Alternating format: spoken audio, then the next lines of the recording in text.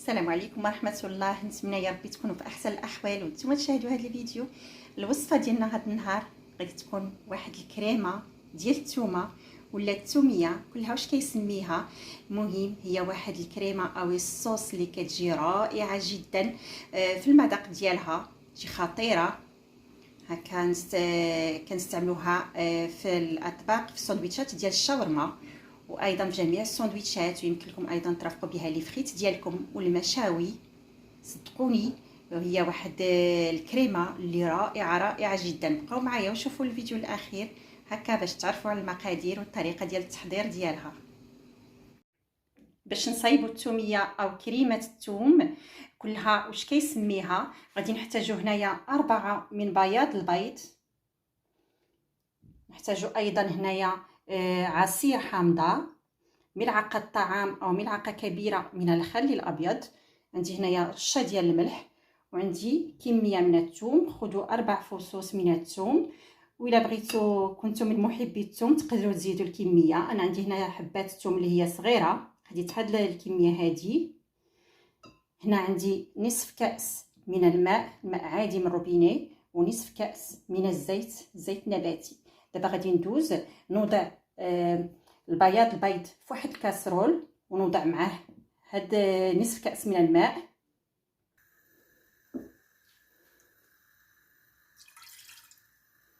غادي نجيب لافوي، والنار هاني دايره واحد النار اللي هي متوسطه.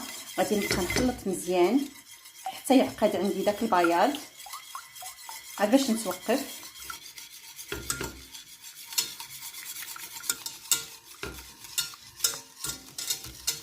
كما شفتوا الخليط بدا يتغير اللون ديالو ولا رجع ابيض.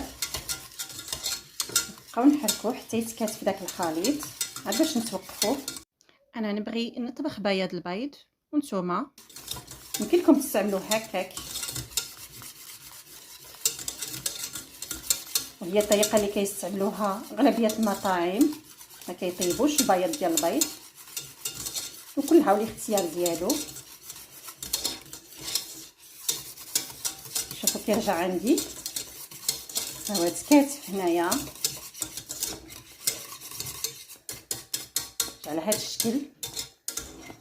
دابا غادي نطفي عليه النار ونخليه حتى يبرد عاد باش نستعملوه. صايي هنا نطفيو النار ونخليوه جانبا حتى يبرد باش نزيدو نكملو باقي الوصفه. شوفوا كي كيرجع بحال هكا. هنا خديت الخلاط وضعت في الكاس، وضعت فيه داك بياض البيض اللي طيبناه. غادي نضيف عليه الثومه، ديك الفصوص ديال الثوم. نضيفوا ايضا الملحه، تقدروا تضيفوا حتى شويه ديال الابزار. ايضا غادي نضيف داك الملعقه ديال الخل وعصير الحامض.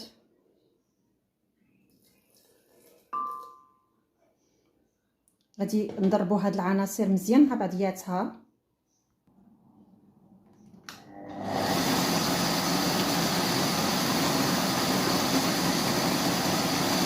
من بعد انا وضعت هنايا هذا محقن ولا كلها شنو كيسميه.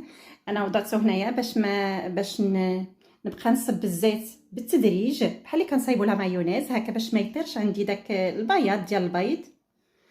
غادي نبقى مخدمه الخلاط، و ميم طون كنزيد في الزيت غير بشويه.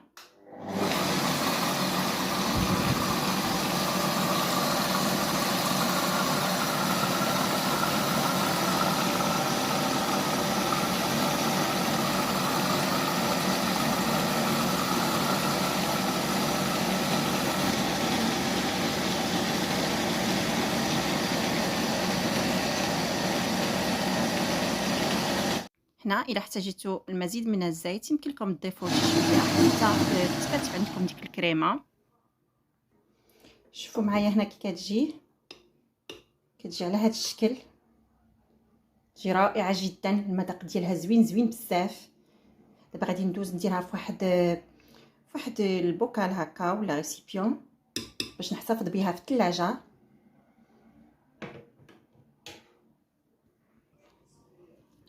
هنايا غادي نفرغ لكم شويه باش تشوفوا القوام ديالها.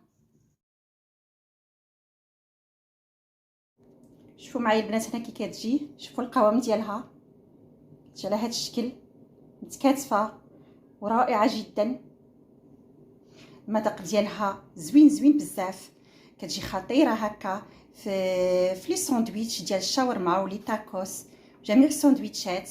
كترافقوا بها ايضا لي فريت والمشاوي ديالكم. من الا جربتوها ما غاديش توليو تستغناو عليها. ديك النكهه نتاع الثومه تجي لذيذه بزاف. وهنايا البنات غادي نشكر كل وحده اشتركت في القناه وكدير لي جيم. شكرا جزيلا لكم، ومرحبا باي وحده جديده انضمت للقناه. واللي اول مره تشوف القناه ديالي ما تبخلش عليا باشتراك وجيم، ونتمنى هكا تبارطاجيو هذا الفيديو باش يوصل اكبر عدد من المشاهده. وسيرتو ما تنساونيش بلي لايك ديالكم فهما اللي كيخليو الفيديو كينتشر. وهنايا الفيديو ديالنا غادي يكون سهله. غادي نقول لكم بسلامه البنات، وصفه جديده وفيديو جديد ان شاء الله. السلام عليكم البنات.